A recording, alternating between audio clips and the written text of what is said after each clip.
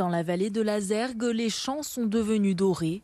Avec les restrictions liées à la sécheresse, impossible d'arroser avec l'eau de la rivière, mais certains dérogent à la règle. Donc là, on a contrôlé des particuliers qui arrosaient un potager en dehors des heures autorisées par l'arrêté préfectoral de sécheresse. Voilà.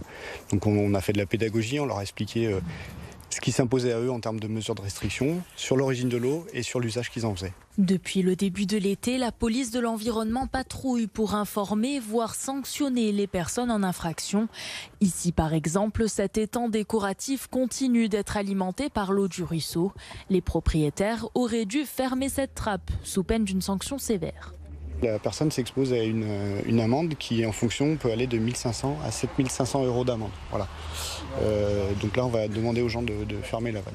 Mais beaucoup d'habitants ne sont pas bien informés des restrictions en vigueur. Je ne pensais pas que les mesures prises aujourd'hui pouvaient aller jusque-là, jusqu'à arrêter la circulation d'eau dans un étang privé. Si ces mesures strictes sont mises en place, c'est pour tenter de préserver l'eau de la Zergue.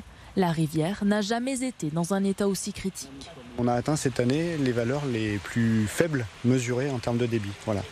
Depuis le début du mois de juillet, en fait, le débit ne cesse de diminuer pour atteindre à peine 30 litres secondes sur un cours d'eau où il doit y en avoir plus de 200 à cette époque-là. Du coup, la température augmente, l'oxygène diminue et donc ça impacte toute la biodiversité qu'il y a dans le cours d'eau.